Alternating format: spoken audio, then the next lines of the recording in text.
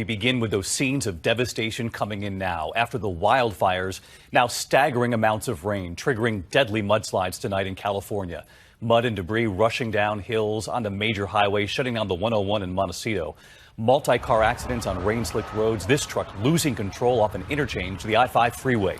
Powerful torrents of rain and mud ripping up trees and homes, trapping people inside. In fact, a 14-year-old girl pulled from the mud and the wreckage alive. But not everyone has been saved, and the death toll is growing. ABC's Matt Gutman leads us off from California. Tonight, rescuers trudging through chest-high mud in the frantic search for the missing. We have multiple reports of people trapped. Up to 5 inches of rain surging through creek beds with titanic force. It's our worst fear coming to life for us right now, and our people are out there trying to do the best work they can and perform as many rescues as they possibly can. The Thomas Fire, largest in California history, denuded the nearby hills of vegetation and anything that would absorb the water. Overnight, the famed 101 freeway overrun. We're retreating here, and you can actually feel debris hitting our car right now.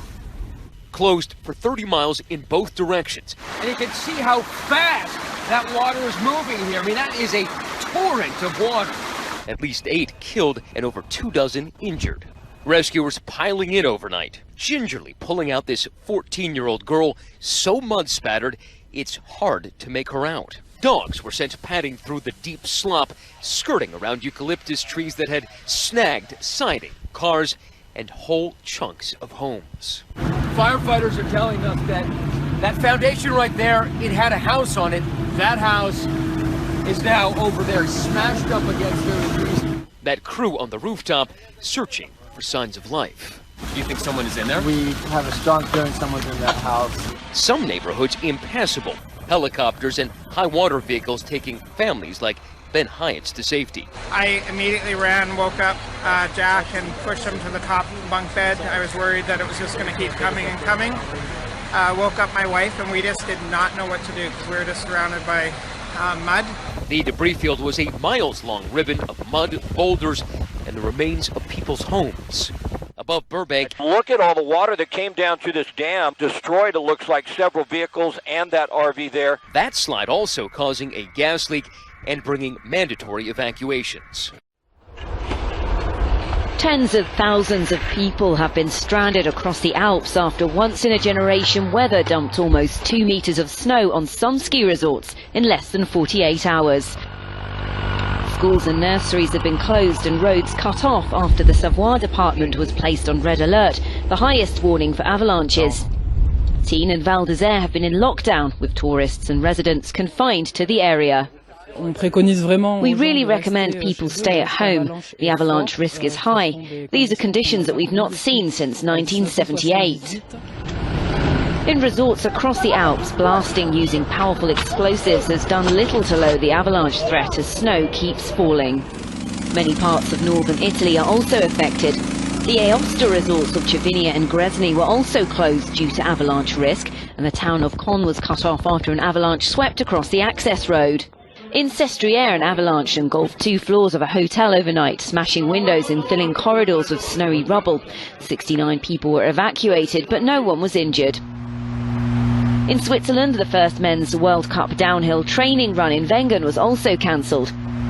Snow and winds of up to 200 kilometres per hour meant there was significant damage to the course. A colony of bats is on the verge of dying out following an Australian heat wave.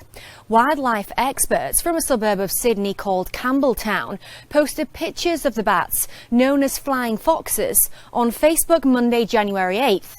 The animal corpses can be seen piled up after dying of suspected dehydration, and the post says more than 400 died. Campbelltown, where the flying fox colony is located, was hit with temperatures as high as 45.1 degrees Celsius, or 113 degrees Fahrenheit, over the last few days. It is currently the middle of summer in Sydney, so it is expected to be hot.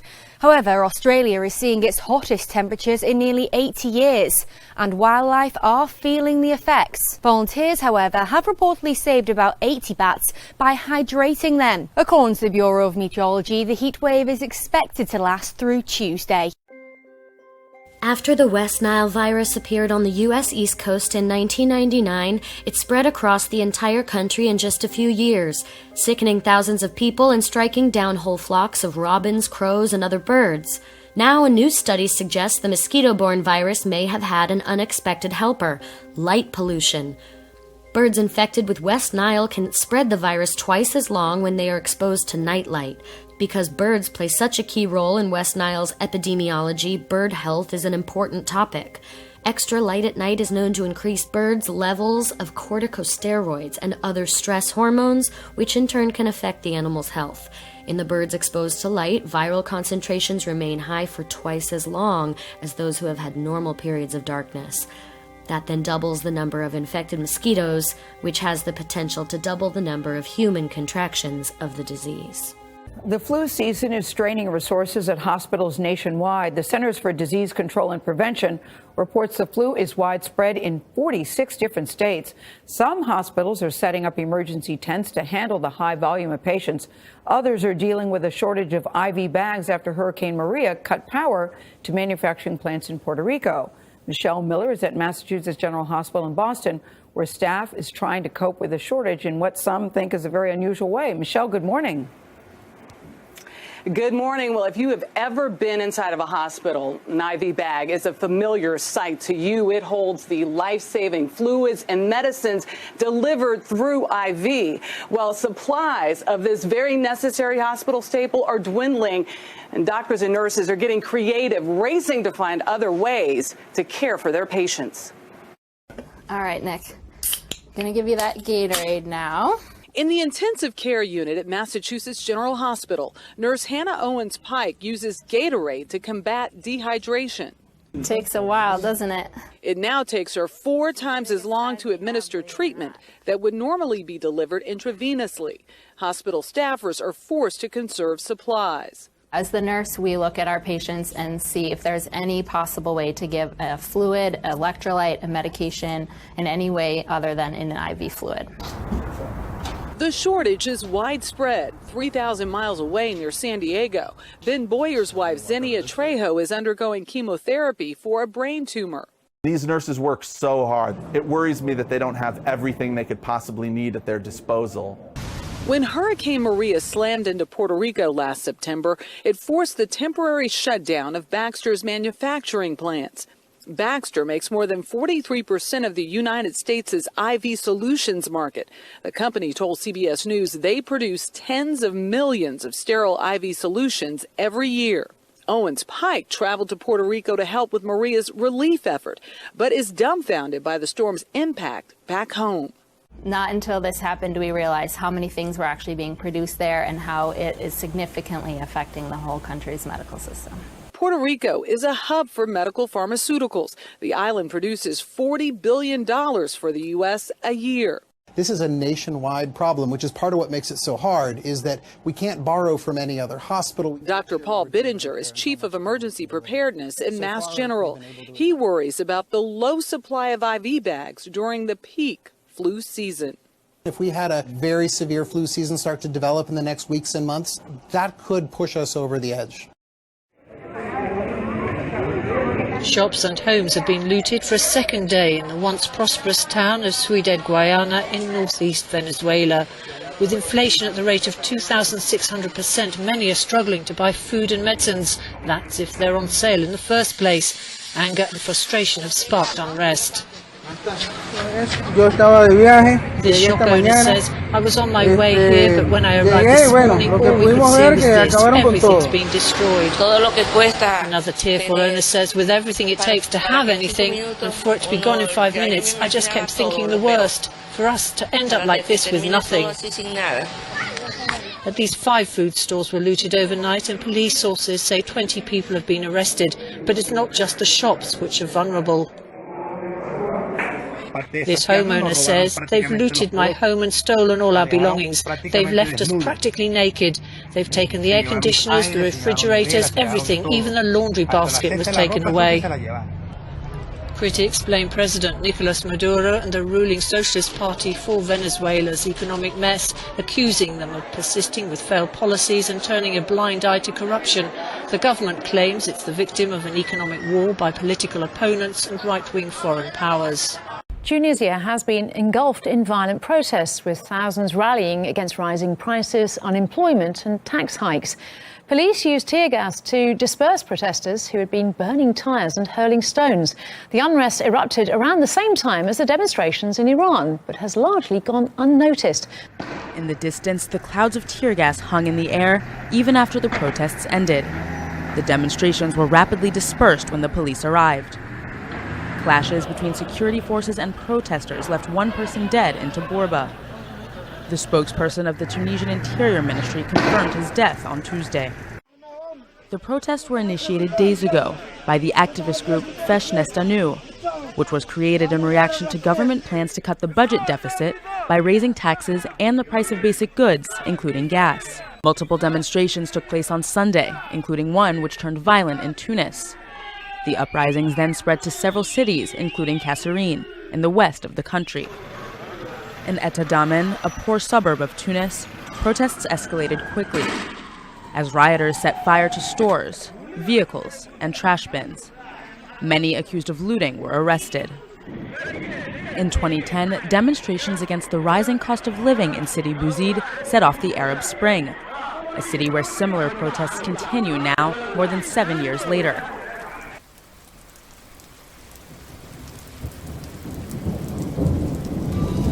Anger over the rising price of bread in Sudan. The government's warning protesters that they'll be confronted with force if they don't stop. With Sudan suffering from other problems, how much of a threat is the public anger to President Omar al-Bashir? This is Inside Story.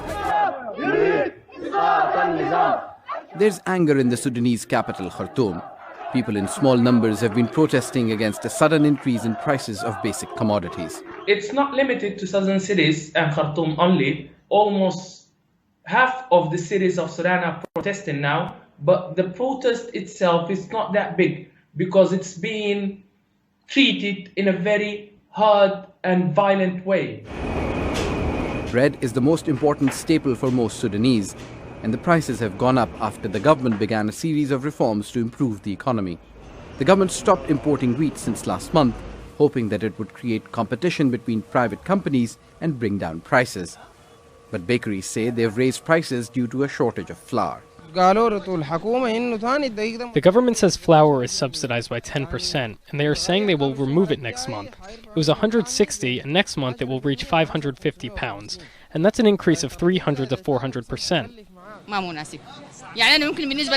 The price might be okay for me, but not for other people. Some families couldn't even afford it when it was £1. In line with recommendations by the International Monetary Fund, subsidies are being eliminated. Sudan recently devalued its currency, and now the dollar is worth 18 Sudanese pounds instead of 7. Last year, the US government eased financial sanctions against Sudan, which led many to believe that there is an economic boom on the way. Because the sanctions ended, we were pleased. We began to rearrange our lives, but we are surprised that life is getting worse. Some say there was too much expectation for change too soon. The number of people arrested during anti-government protests in Iran could be much higher than authorities claimed. According to the Iranian parliament's news agency, one lawmaker estimated about 3,700 people were detained during the demonstrations, which started in late December. Officials in Iran previously said only 450 people had been arrested, and the U.S. State Department put the total at 1,000. The protests were initially focused on economic issues like rising prices of food and gas, but they eventually shifted to a more general outcry against the government. The country's leaders blame the unrest on outside enemies. Israeli Prime Minister Benjamin Netanyahu has hinted that Israel has helped prevent hijacked aeroplanes from crashing into European cities. While he hasn't given specific details, he told foreign diplomats in Jerusalem today that the country's intelligence services have provided information that stopped several dozen major terrorist attacks, including those involving civil aviation. Meanwhile, Syria's foreign ministry has lashed out at Israel following overnight strikes on an arms depot used by President Bashar al-Assad's army east of Damascus. It's condemning the strike as a dangerous and aggressive approach. Overnight, 3 missiles were launched at Syrian military targets. Syrian fingers point at Israel, and Israel is staying pretty hush-hush about it, per usual. Reports first surfacing in Syrian social media were later confirmed by the Syrian army, suggesting the Israeli Air Force conducted strikes against Assad military targets. Lebanese media reports that Israeli fighter jets were seen hovering in Lebanese airspace, and on the Israeli side, residents reported hearing explosions over the border at around 4 a.m. Syrian army confirmed that Israel targeted Assad military structures, including a weapons storage facility, in the early morning on Tuesday, using a pair of airstrikes and a surface-to-surface missile. This latest incident comes on the heels of Assad and Iranian-backed forces recapturing part of the Syrian Golan Heights, then progressing to rebel pockets near the Israel-Syria border, a development that Israel has acknowledged in no uncertain terms will not allow unchecked. In December, a similar report came to light alleging Israel struck a suspected Iranian military base outside Damascus, causing severe damage and killing 12 personnel. But then, as now, Israel did not confirm or deny the report. Meanwhile, Israel's security cabinet has been holding high-level meetings regarding northern threats, and specifically Iranian entrenchment. The United Nations Refugee Agency says Israel should stop plans to send tens of thousands of migrants back to Africa, suggesting some refugees could be resettled in Europe or other countries. Israel said last week it would pay thousands of African migrants living illegally in the country to leave. The vast majority say they fled war, persecution and economic hardship in Eritrea and Sudan. The plan offers migrants a payment of $3,500 and a free air ticket to return home or go to third countries, which rights groups identified as Rwanda and Uganda. UNHCR is seriously concerned over Israel's plans announced on January the 1st to forcibly relocate Eritreans and Sudanese to countries in Africa or have them face indefinite detention. At a time when UNHCR and partners in the international community are engaged in emergency evacuations from Libya, forced relocation to countries that do not offer effective protection and the onward movement of these people to Libya and Europe is particularly worrisome. A fire has broken out in a kosher market south of Paris. The same place was vandalized with anti-Semitic graffiti last week. French officials say no one was injured, but the fire damaged much of the store. Authorities believe the fire was a criminal act because the store's protective shutters had been forced open. Now authorities are checking to see if the fire is linked to the vandalism incident. In the UK, a man and woman have been found guilty of plotting a devastating terror attack using a homemade bomb. Food factory worker Munir Mohammed from Derby and pharmacist Rawaida El Hassan from northwest London brought ingredients for a pressure cooker bomb and were investigating making poison while working at a supermarket-ready meals factory. The pair met online and kept in contact with ISIS commanders through Facebook. Earlier, we spoke to our London correspondent Jonathan Sashadotti, who elaborated on the plan.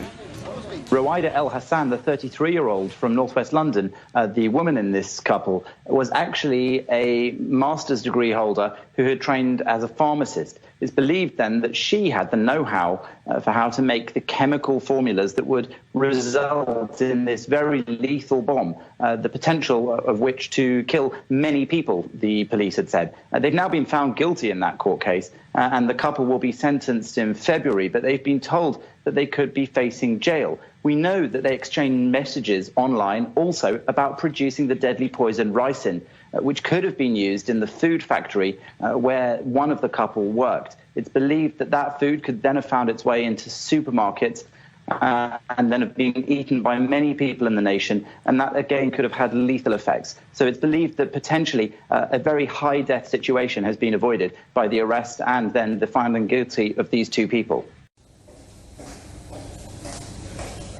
German police are claiming another big blow against the increasingly active Italian organised crime in the country, in a joint operation with Italian Carabinieri. Some 200 arrests have been made of suspected members of the Calabrian Mafia, or 'Ndrangheta. Members of the Faro and Marincola families are alleged to have muscled into the wine, food, garbage collection and funeral services trades in both countries. And police added they suspected a number of public offices had been corrupted, without stipulating where or at what level. Assets worth some 50 million euros were seized, and the Italian anti-mafia police believe they have dismantled a major clan of the criminal organization. Anti-mafia prosecutors began their investigation by examining the clan's network in the city of Catanzaro in southern Calabria, working out from that epicenter until reaching its German branches. Until recently, North Koreans refused to even pick up the phone when South Koreans called the border hotline. So it was significant to see Ri Son-kwon, who's in charge of inter-Korean relations for the North Korean government, stepping over the border into the south. He led a 5-member team of high-ranking diplomats into a meeting with his South Korean counterpart in what's known as the Truce Village at Panmunjom. Our talks resume after North and South Korean ties have been severed for a long time, but I believe the first step is half the journey. We came to this meeting with a serious and sincere attitude, and with the thought of giving our brethren who have high hopes for this dialogue invaluable results as the first gift of the year. The meeting did produce results. North Korea says it will send a delegation of athletes and team members to next month's Winter Olympics in South Korea. The South says it will consider suspending sanctions if it helps North Korea's participation in the Games in Pyeongchang. Both sides have also agreed to hold military talks to prevent accidental clashes and ease tensions, as well as conduct other high-level exchanges to improve inter-Korea ties. But attempts to discuss North Korea's nuclear bomb and missiles program got nowhere, with the head of the delegation from Pyongyang warning that such discussions could damage relations. The North has long maintained that its nuclear arsenal is necessary to deter an invasion by US troops. And South Korea's proposal for talks on reunions for family members who've been separated for decades met with little response from the North. Despite that, many in the South see any talks happening at all as a positive step. And after a year of high tensions on the Korean peninsula and in Japan and across the Pacific, including the threat of military action by the US, these talks are already being heralded as a breakthrough. The Trump administration notified Congress on Tuesday that it has approved the potential sale of SM-3 anti-ballistic missiles to Japan in a deal estimated to be worth $133.3 million, according to a State Department statement. Included in the sale are 4 SM-3 missiles, 4 Mk-29 missile canisters, and other technical engineering and logistics support services. The SM-3 can be deployed on Aegis-class destroyers or on land via the Aegis Ashore program, according to a State Department official. The Philippines plans to file a diplomatic protest against China if it finds they have been militarizing an island in disputed waters. Philippine Defense Secretary Delfin Lorenzana made the announcement in a press conference on January 8th. He said China had previously promised not to militarize any reclaimed islands in the South China Sea, also known as the West Philippine Sea. This includes Caguitingan Reef, also known as Fiery Cross. Recent photos have showed the construction of a runway on Caguitingan, where China has expanded the island through land reclamation. Lorenzana said China assured him the construction was for peaceful purposes, such as tourism. However, he added that if the Philippines can prove there are soldiers or weapons on the island, they will regard it as a violation of China's previous promise and lodge a protest. All right, he led the NFL protest against the national anthem and wore socks depicting cops as pigs. You remember Colin Kaepernick? That doesn't seem to bother New Yorker magazine, who featured the unemployed quarterback as a civil rights hero, kneeling alongside Martin Luther King Jr. on the cover of their MLK Day issue. NBC announced that demonstrations in which players take a knee during the national anthem in protest of police brutality against black Americans will be broadcast at the Super Bowl in February should the protests occur. The anthem this year will be performed by Pink. Player protests have been a particular point of ire for President Donald Trump, who has taken multiple swipes at the NFL on Twitter and at rallies. Move over, Fiona! There's a new zoo baby in town, and he's this adorable aardvark.